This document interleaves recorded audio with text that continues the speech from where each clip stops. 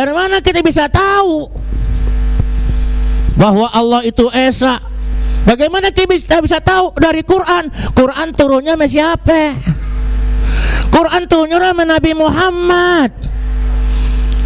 Ya, emang kita ngerti tuh? Emang kita ngerti apa yang terkandung dalam Al-Quran? Yang ngerti cuma Nabi Muhammad, sebab beliaulah penerima wahyu.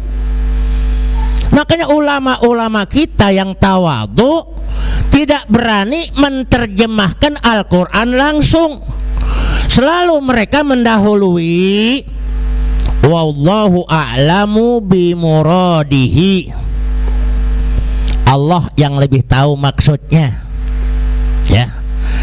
Lah kalau Kiai Ahmad Junaidi, sehingga dia dikenal kalau ngajar di Asy-Syafi'iyah, nah, sehingga hadamnya yang suka melayani para guru yang mengajar di Asy-Syafi'iyah, Kiai Abdul Syafi'i selalu berpesan,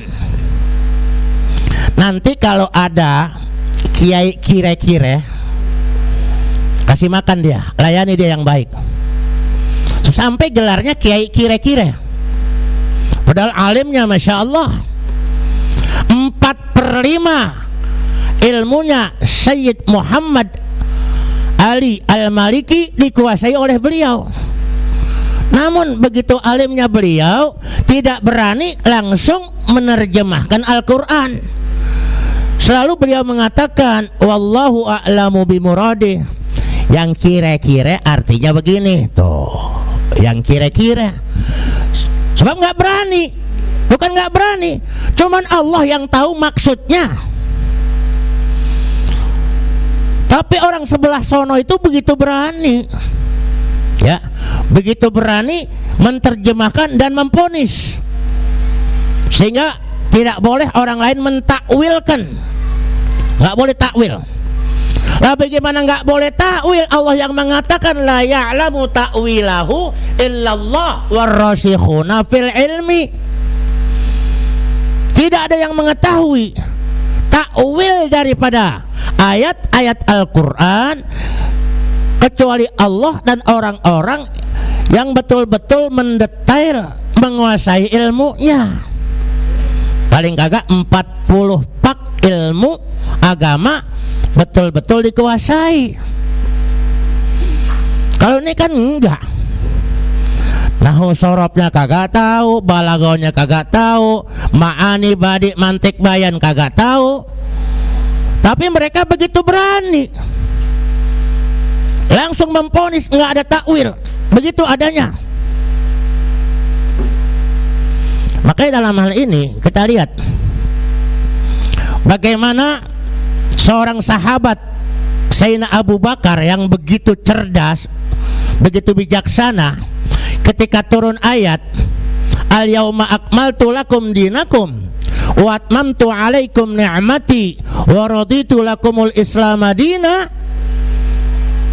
hari ini sudah aku sempurnakan agamamu dan aku lengkapi nikmat-nikmatku atasmu dan aku ridho Islam sebagai agama. Ini sahabat-sahabat semua tertawa. Kenapa? Asyik, udah beres. Ya, ini sahabat-sahabat, semua sahabat asyik, udah beres. Tapi Sayyidina Abu Bakar nangis. Kenapa dia nangis? Sampai ditanya, "Mayubkika ya Abu Bakar?"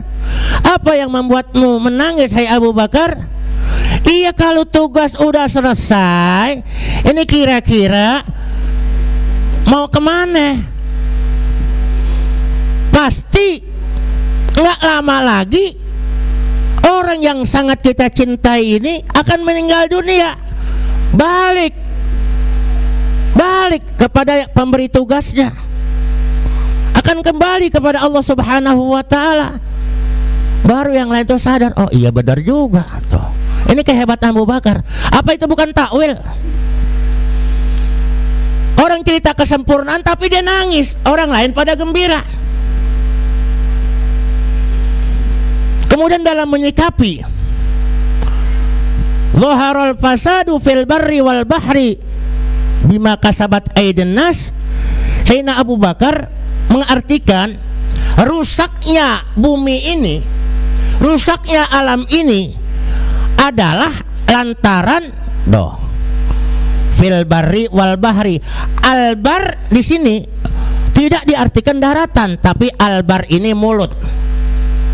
Yang bikin rusak tatanan kehidupan manusia, yang mengganggu ketentraman dan kedamaian manusia lantaran mulutnya busuk. Ya, mulutnya busuk. Apa arti mulutnya busuk? Sering caci maki orang, ujaran kebencian. Pokoknya ini mulut kotor. Ya.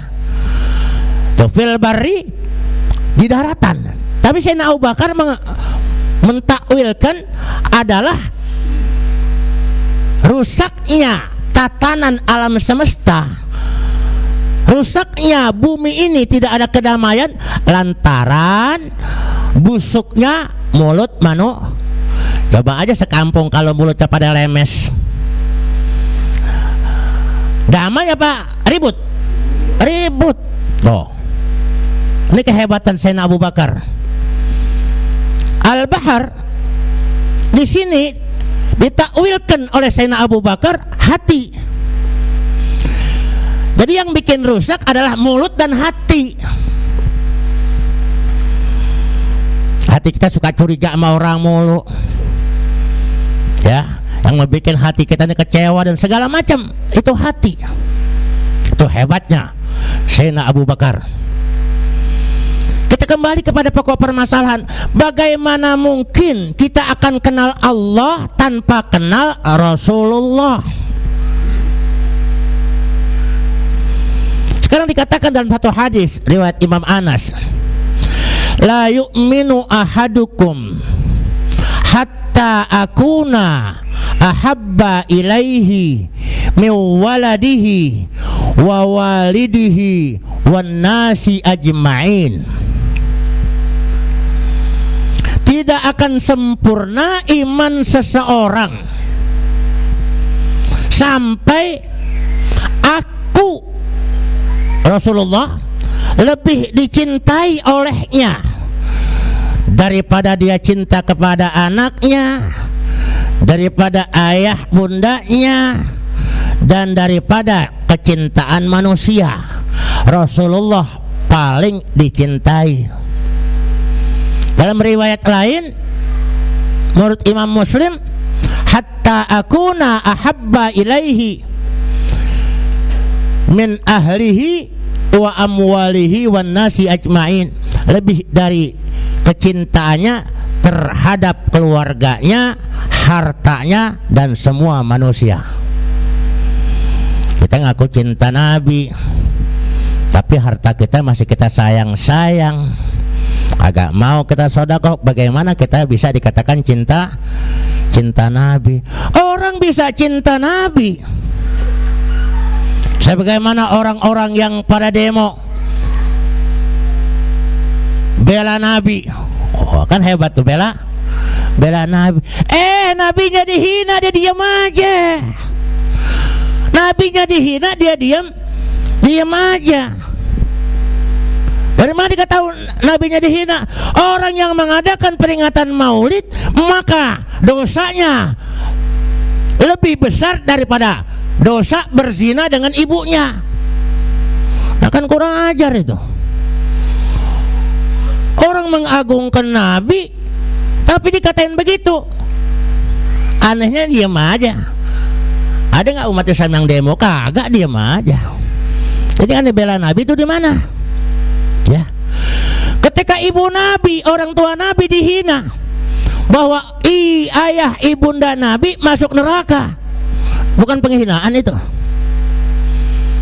Kita orang awam kita, orang kaya bukan, pejabat juga bukan. Ketika ada orang ngatain orang tua kita penjahat, preman, marah nggak kita? Lo marah. Apalagi udah divonis. Sementara Allah menciptakan surga dan neraka lantaran Nabi Muhammad. Jadi maunya Nabi Muhammad aja. Kan maksudnya begitu kalau kita berpikirnya. Ya. Abu Lahab dengan kelahiran Nabi Muhammad saking gembiranya dia memerdekakan budaknya yang bernama Suwaibatul Aslamiyah. Cuman gara-gara dia senang dengan kelahiran Nabi, budaknya dimerdekakan. Diriwayatkan setiap hari Senin dari ujung jarinya keluar air, bisa diisap, ya, bisa diisap, diringankan azab kuburnya, cuman gara-gara girang dengan kelahiran Nabi.